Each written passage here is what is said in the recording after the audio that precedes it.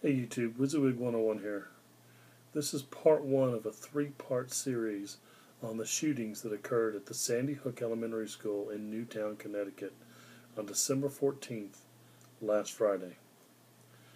Now, as you probably know, unless you've been living under a rock, a young man, Adam Lanza, about 20 years of age, walked into an elementary school and opened fire.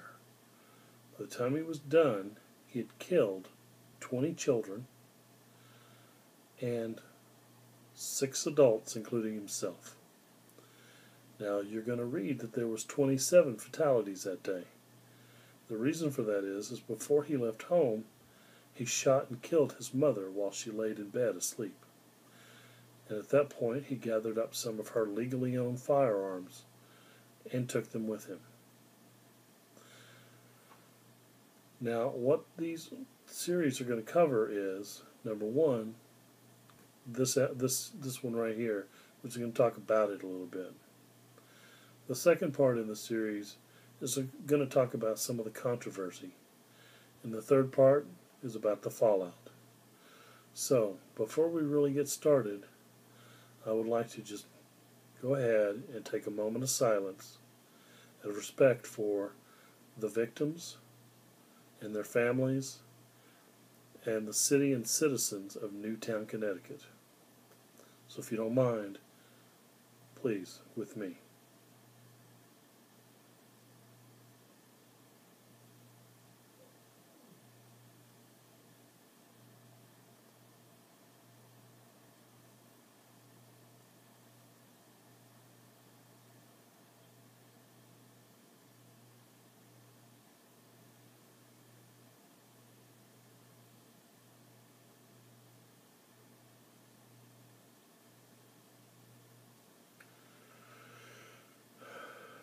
My prayers and my thoughts, my condolences go out to the victims' families, to their loved ones, fathers and mothers, brothers and sisters, aunts and uncles, grandparents.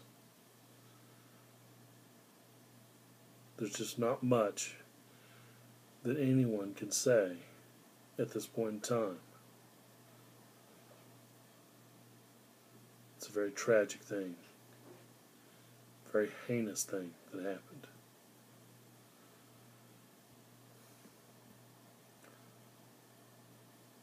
So we don't know much about why Adam Lanza did what he did.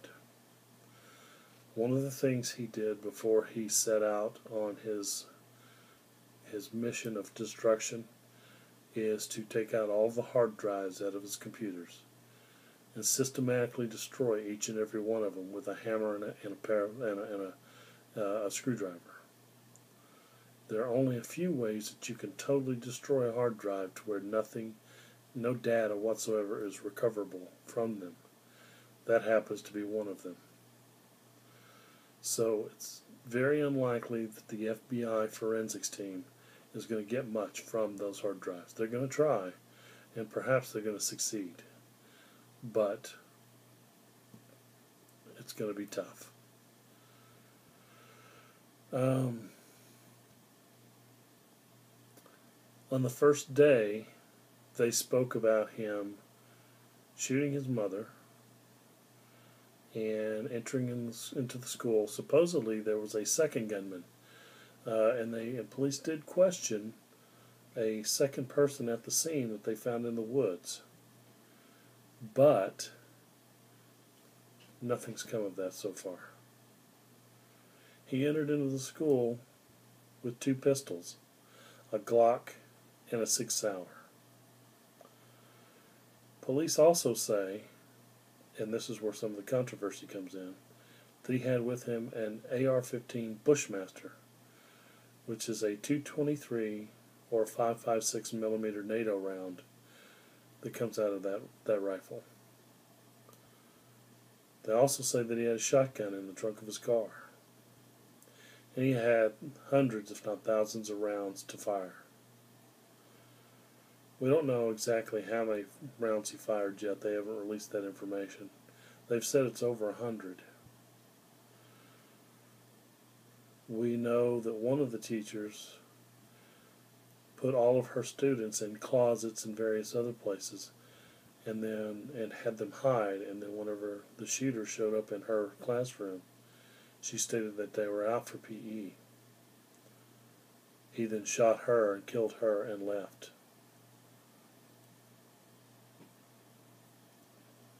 Senseless violence.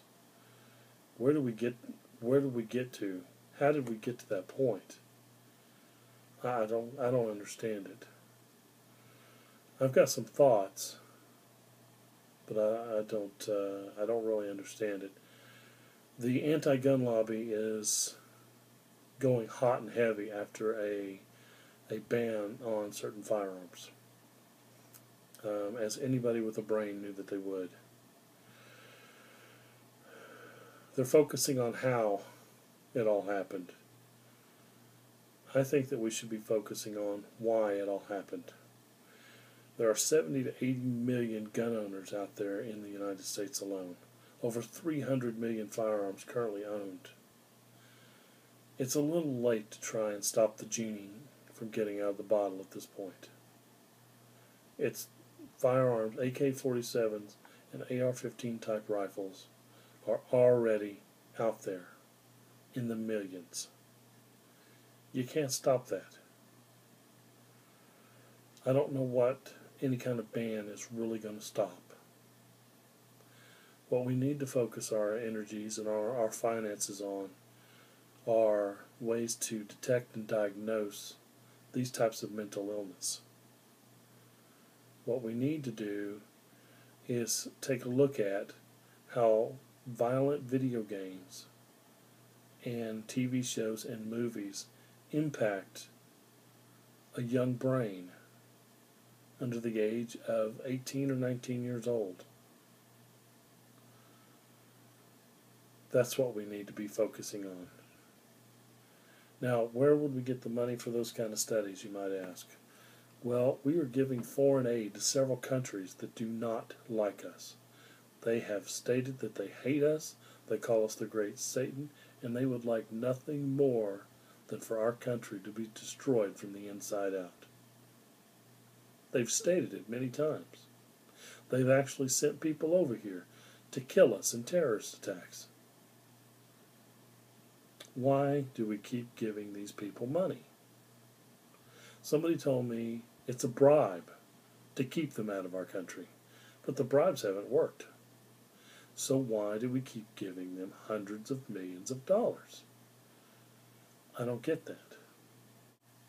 We could be using some of that money for this, to detect and diagnose and treat mental illness.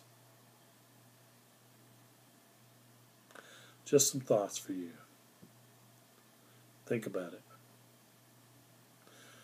With that, my condolences, my thoughts, and my prayers go out to the victims of Sandy Hook Elementary School shooting, to their families, and to the citizens of Newtown, Connecticut.